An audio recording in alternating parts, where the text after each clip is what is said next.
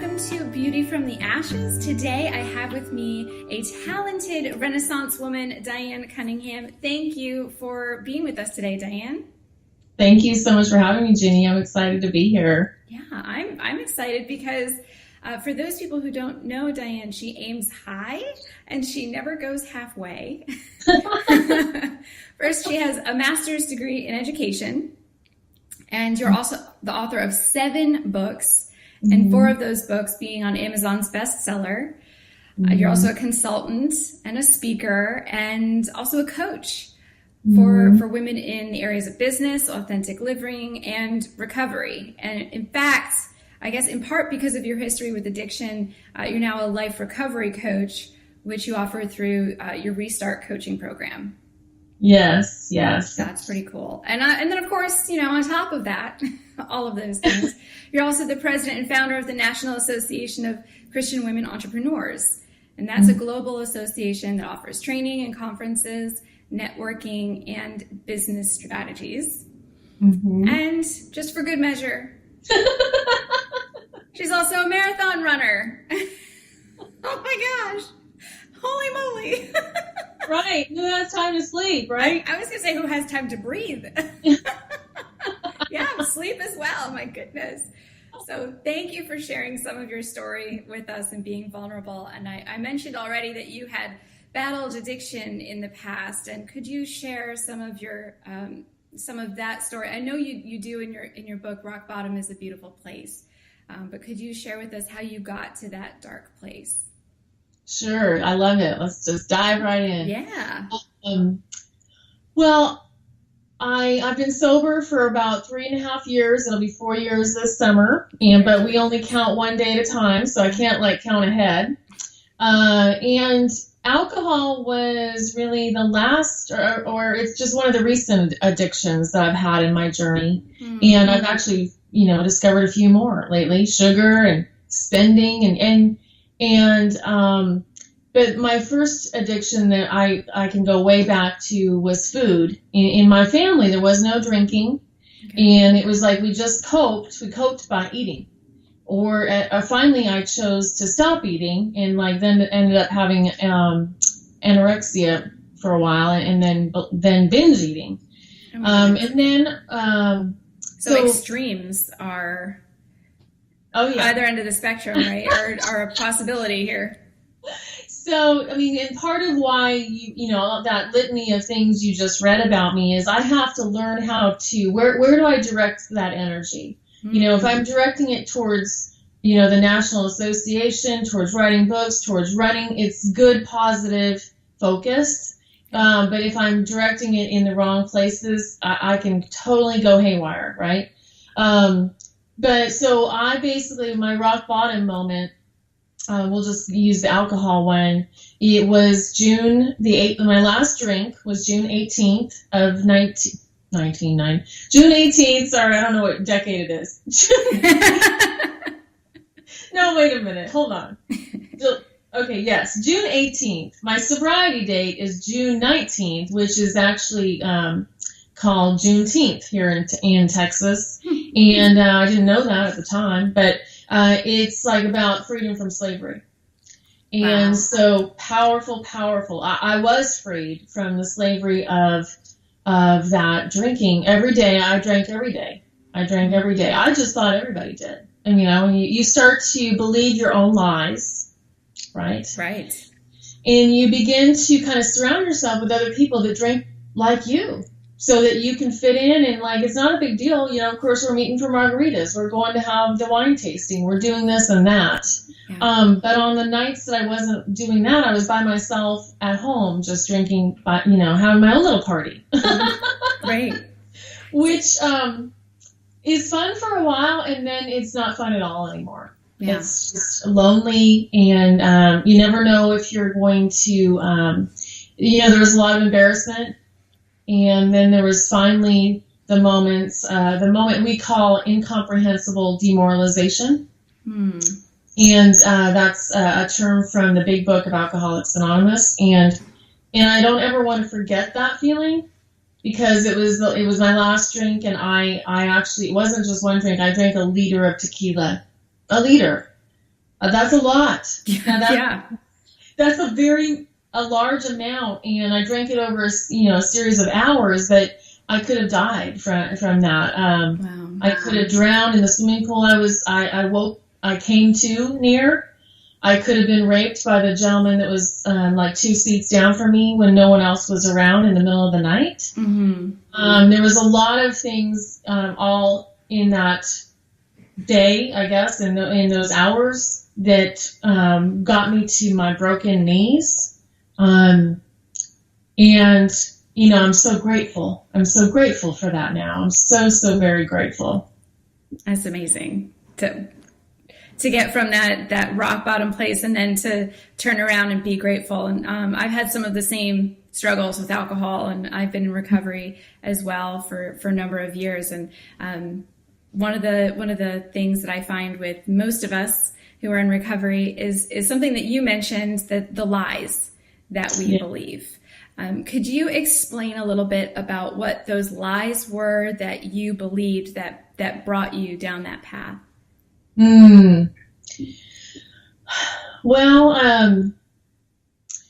the lies, okay, so related to drinking, and yeah, you'll speak this language. Of course, the lie that, well, this time it'll be different, or, I won't drink that much, or, maybe I can stop. I can stop whenever I want. I don't have a problem. I used to work in a chemical dependency unit as a counselor. Mm-hmm. I know this information. I'm not under the bridge, so I can't be an alcoholic. Right. All of those would be, I guess, lies, and then that's just related to alcohol. I mean, there's the lies of, if they all found out, they're all going to run away. Found out who you really are? Yes. Yeah. Who I really, and that's still, I mean, I think that as women, that rises up daily. Like, it has nothing to do with booze now. Right. It has everything to do with, what if they could see my bank account? What if they really saw how my kitchen looks? What if, they really saw that the whole bed is covered with clothes, like dirt clean, but like I haven't folded. Like all of those things that can trick us to think you're not worthy, you're not good enough. Who the hell do you think you are? Mm-hmm. Shut the hell, shut up. Yeah. All of that is so common for us. It's the enemy just trying to beat us down, isolate us, tell us that, that we certainly don't have anything to offer, Right. that we are less than. And the truth is that when we start to share, as you're doing today, we find out, oh, I'm not so alone in that, in thinking those things and believing those things, and maybe they're wrong. And if everybody's like this, then I can't be all that much worse. Exactly. We're all just doing the best we can today, right? Yeah. And then were you a Christian before you got into recovery? Yeah, I mean, basically I was, I have never been not a Christian. I mean, it was just, part of my family. Mm-hmm. And then, of course, there was, I had to choose for myself eventually. Yeah. So that wasn't new to me. That was like, oh, yeah, of course, this, these lay together very well, the program and my faith. And so I just have seen such a, I mean, God is just everywhere. I mean, God is just, God is just everywhere, and he's in the ugliest places, and I love the people in the ugly place. Mm-hmm. I love them. Yeah. Because, really, I am them. I am them. Yes. And we've been them. Yes. At some point. And then to go back and be able to know, I know that you're still just as valuable when you're in this place as you are when you're fully functioning and you're on top of the world. Exactly. Yeah. So then how did Christ or God meet you there in that dark rock bottom place? He met me there on that day, and I guess he gave me the willingness to be willing. And I've heard that cheesy phrase a million times now, but when I first heard it, it was like revolutionary to me. Yeah. And he gave me the willingness to that day go to I was, when I had the last hurrahs, I was in the midst of my family. We were on a vacation, and I went to them and I said, I know I have a problem and I'm going to get help. And so, I mean, I guess he gave me the willingness to take some next actions in those first days. And then he gave me the willingness to walk through the doors at a 12-step recovery meeting. He gave me the willingness to begin to, work on me. And he gave me the willingness to basically say, I remember distinctly thinking, because they suggest you go to a certain number of meetings when you first start. Sure. And I was like, well, who has time for that? I got to run this business and do all this and that. And I remember thinking, you hear, well, you used to, how many hours did you drink every day, right? Well, I used to drink a few hours every day. So I certainly had time to work on me. And I had, God basically said, take care of you right now. Mm-hmm. Don't throw everything out. I mean, I didn't go to rehab, and that's just a part of my, I went to rehab for eating disorder many years ago. I'm all about rehab, but I didn't happen to get the opportunity to go this time. And I'm grateful for that too, because I was still working. Most everybody in my life didn't know that all this was going on. Yeah. The show must go on. The show goes on. I guess just the willingness to ask for the help, raise the white flag and say, what, I have all this knowledge that I'm broken and I need your help. Mm-hmm. Mm-hmm. Yeah, I'm surrender is such a huge idea. Yeah, raise that white flag and say, I give up. I don't even know what's going on right now. Mm-hmm. Because we can, even if we can be addicted to anything. It doesn't have to be alcohol. I mean, you said food, alcohol, right? I mean, I know that I've switched some for a period of time. I switched from alcohol to Netflix. I mean, anything to not think, right? Anything like to not feel, right? Exactly. Anything to just distract myself from what I don't want to know or I don't want to feel. And God is saying, it's okay. I'm with you. In that, I'm with you, and I'm gonna take your hand, and you're gonna be enough to walk through this with me. Yeah. What were the things that you heard from him as he was saying is, the spiritual experience that we have as a result of these steps, and how did that build your relationship with the Lord? Well, little sidebar. I just want to tell you, I am having a spiritual experience, just like being interviewed by you. And so these are the cool things. These are the gifts of sharing your story. And so I just wanted to tell you that right now. Thank you. What was the question?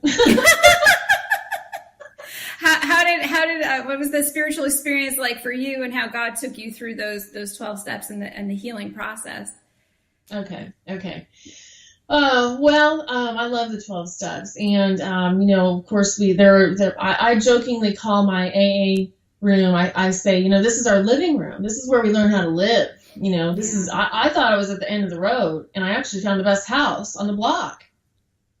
And I've learned how to live using these steps for everything, for walking through, every other issue, money issues and food issues and relationship issues, practicing these principles in all of our affairs, not just this one little tiny box in the closet.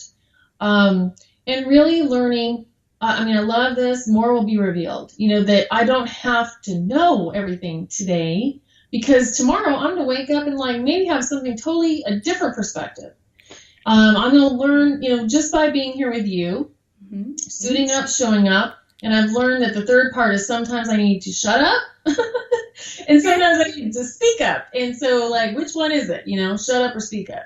But just really trusting, and I'm in the midst of a big bunch of change that you didn't even, we haven't gotten into, but a big bunch of letting go, and then a big bunch of welcoming. And so, just really being trusting that God knows where he's